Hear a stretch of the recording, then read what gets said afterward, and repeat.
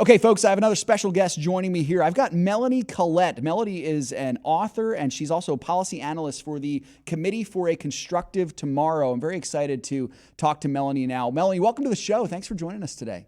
Thank you so much for having me. You're very welcome. So in the last several weeks, Melanie, we saw news that COSTCO came out and asserted that it will not sell the abortion pill mifepristone. We here at Financial Issues very excited about that, and of course celebrating this. It does lead to some questions, and that's where I'd like to get your expertise on this. First off, it appears that this came about from pressure from Christians, faith-based groups, putting pressure on the company, and that's true whether Costco's admitting it or not. I'd love for you to speak to this collective power of Christian money managers and investors coming together to get something done like this. How did this happen? And the thing is, it has to do with the free market, which is what I love about this. Yeah. Like, you don't necessarily have to get outside with your signs and protest and yell and scream at people. Yeah. You can actually put pressure on the market and allow that to happen. So as more people get educated, I think from conservative groups and anti-abortion groups got educated on what this pill does, and the more we spread the word and said, hey, these are all the side effects. These are how it's negatively affecting women, not to mention it's killing babies. You need to stop selling this drug. I think that is how it happened. Like I said, the biggest part of the story is the only thing that I love more than the fact that less women will be injured and less babies will die in utero is the fact that it was the financial industry, it was the free market that spoke loudly and said, stop selling this pill. And that's exactly what the free market's supposed to do, right, Melanie? It's supposed to offer that kind of checks and balance like that. I love that too. That's absolutely awesome. And that was part of what I was going to ask you next. Is it seems like Costco's claiming it's just because of fallen sales, and doesn't seem to be like they're giving much time of day to the concerted effort from conservatives and Christians. What are your thoughts on that? Are both those things true, where it kind of was from fallen sales and also from the effort, or was it more one or the other? I think that there are falling sales, but I don't quite. Pardon me, but I don't quite buy that it's totally because of that. Only because Yeah. two-thirds of abortions in this day and age are done via those drugs, via that pill. People are not really going to Planned Parenthood because it's uncomfortable. And pro-lifers like myself have made it uncomfortable. Why you would be uncomfortable with somebody praying for your soon-to-be unalive child is beyond me, but that's a different story. Why you would be so bothered by that. But I think that has something to do with it, but not by and large, because like I said, two-thirds of abortions are now performed this way. But even when that pill works effectively, it's very ugly with how the process, if you will. It's 9 o'clock in the morning, so we're not going to get into detail, Yeah. but it's a very ugly process. And when it doesn't work well, women can be subjected to sepsis and ruptures and infections and things like that and be sent to the ER. So I also think that as more education about those things have gotten around, that probably lowered the sale of those pills. I'm so glad that education's going around, Melanie. By the way, folks, speaking to Melanie Collette. Melanie is the policy analyst for Committee for a Constructive Tomorrow. Melanie, you had just mentioned that there. I'd like to kind of pick up on that. The fact that mifepristone is such an ugly drug, not only for the babies it kills, but for the women it harms. Give us a picture here of the potential life-saving impact, not only for babies, but for women and girls also. So to be clear, when we're talking about the life saving, when you just look at the number of babies that have been killed in utero just in general and do a multiplier on how many lives that you have killed off, it's frightening. Millions to date, over 60 million babies killed.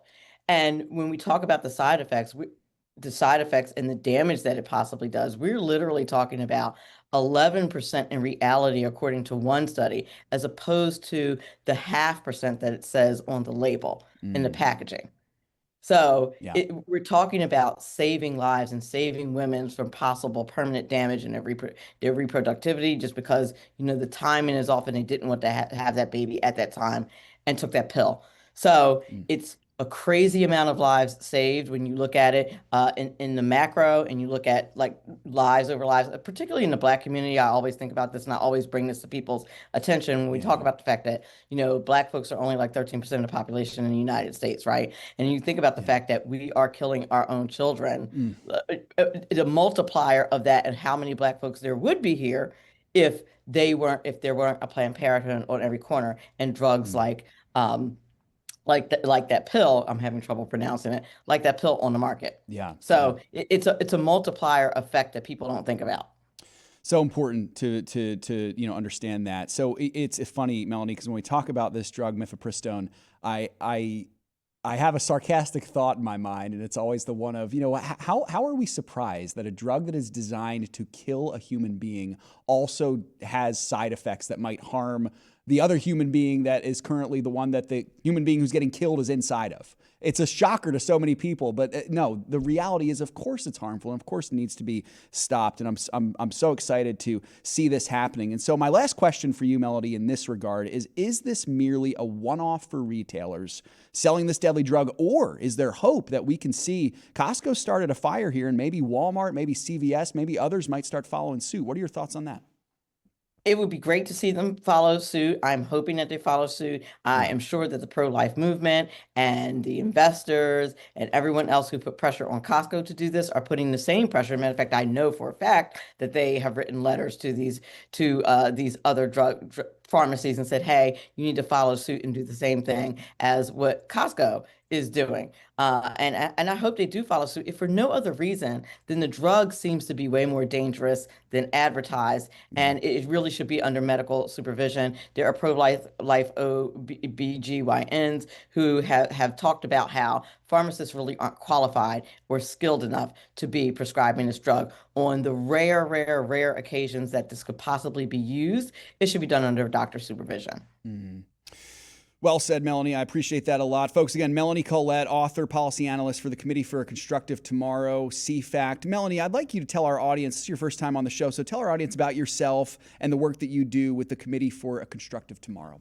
Well, thank you so much. The sole purpose, I shouldn't say the sole purpose, the main purpose of a committee for constructive tomorrow has to do with a conservative angle on environmentalism. However, we do work as far as free market capitalism and preservation of the world and humanity. And this certainly falls right within that wheelhouse, which is why we decided to comment on this particular issue that's a little bit outside the realm of the environment. But we are pro humanity Mm, and pro free market, and this was certainly an issue that fell right into that category. absolutely. Quickly here, Melanie, give our listeners a taste of some of those other initiatives that you are involved as you guys are pro humanity. What are some other things that you do at CFACT?